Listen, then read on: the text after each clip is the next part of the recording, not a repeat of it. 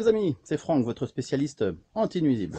Aujourd'hui, on se retrouve pour un petit problème de rongeurs. Il y a des poules, c'est pas forcément ça qui les a amenées, mais en tout cas, les poules sont là. Donc on va regarder un petit peu déjà qu'est-ce qu'on trouve comme traces de rongeurs. Il faut savoir que les enrochements comme ça, évidemment, c'est quelque chose qui peut clairement leur permettre de loger. Ah bah regardez ici, un beau trou derrière le caillou.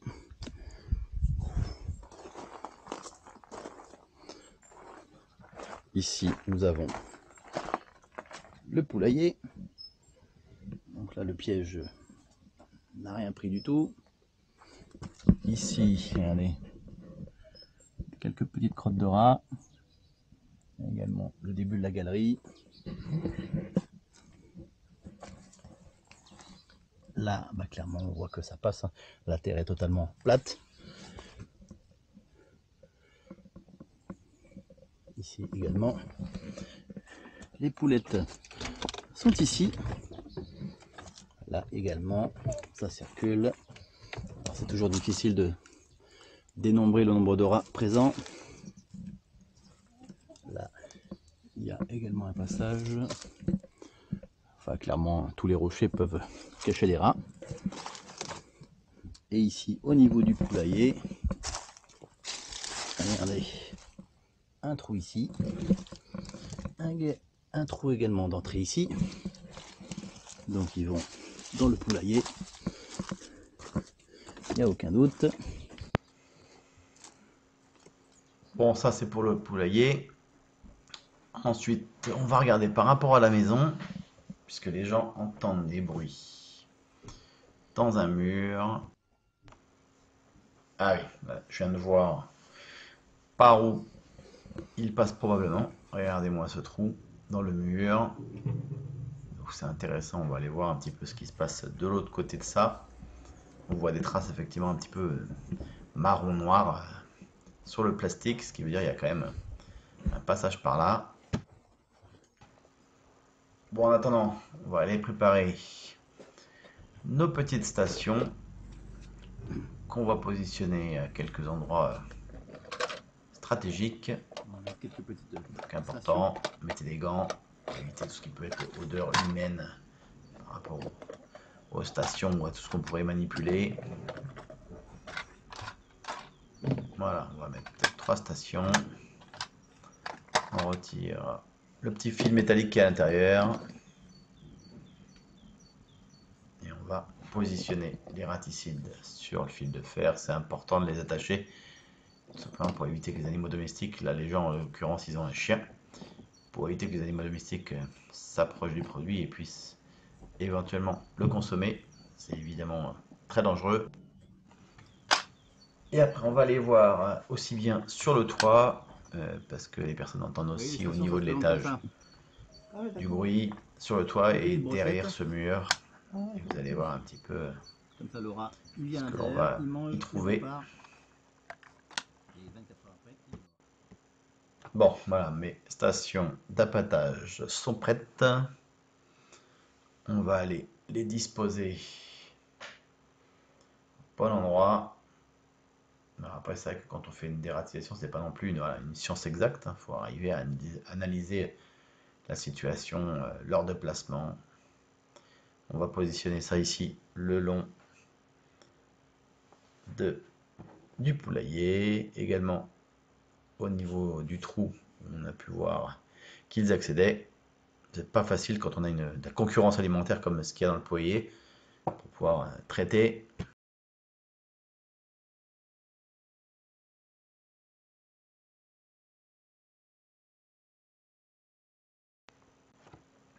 Alors on va également positionner une station devant le passage supposé et je vais vous montrer une astuce pour savoir s'il y a bien effectivement quelque chose qui passe. Une feuille de sopalin ou une feuille de papier toilette que l'on va du coup positionner juste au niveau de l'ouverture. Alors la mettre suffisamment bien fixée pour pas que le premier courant d'air la fasse partir. mais suffisamment aussi pour qu'elle obstrue quand même le trou. Et là, eh ben, le papier, si demain il disparaît, soit il est sorti, soit il est rentré, c'est bien qu'un animal est passé par là.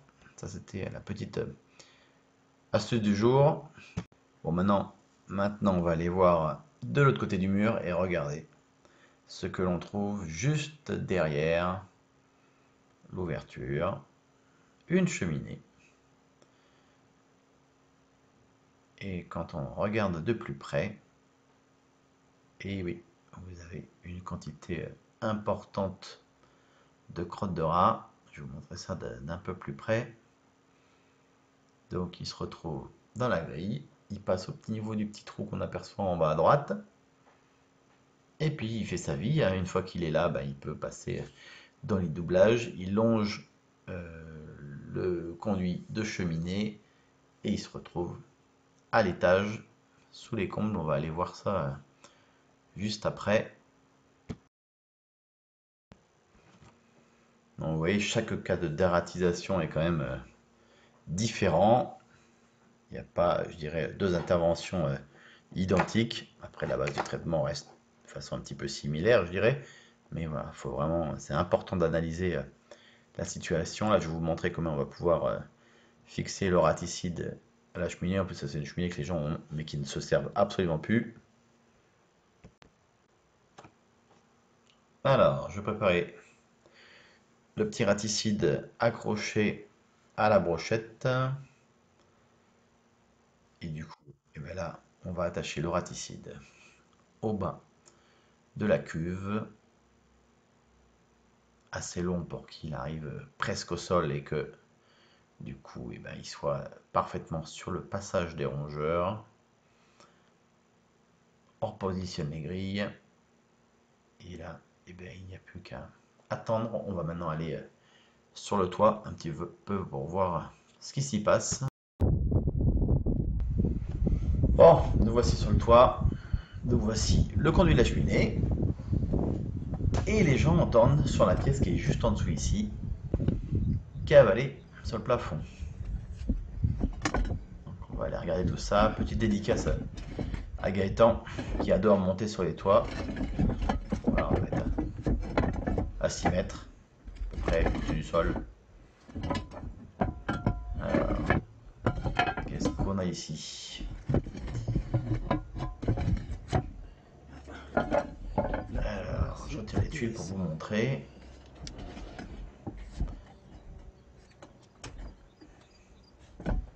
Alors, est-ce qu'on va bien voir les crottes que je viens de trouver et les traces dans l'isolation?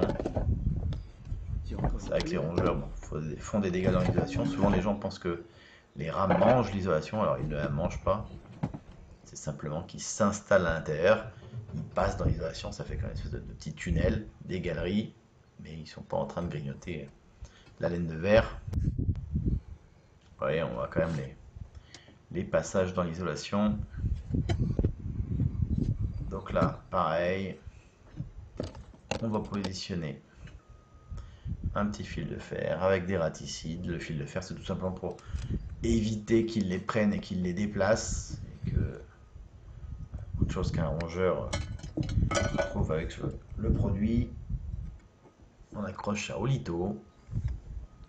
Sous les tuiles, ça ne prendra pas l'eau. Et du coup, il n'y a qu'un rongeur qui pourra grignoter tout ça. Voilà. Là, on leur donne assez à manger. Il faut savoir que les produits professionnels sont beaucoup plus forts que les produits particuliers, les produits que vous pouvez acheter en droguerie, jardinerie ou ailleurs d'ailleurs. C'est pour ça que des fois les gens, quand ils ont un problème de rongeur, bon, ouais, première chose qu'ils font, ils vont acheter.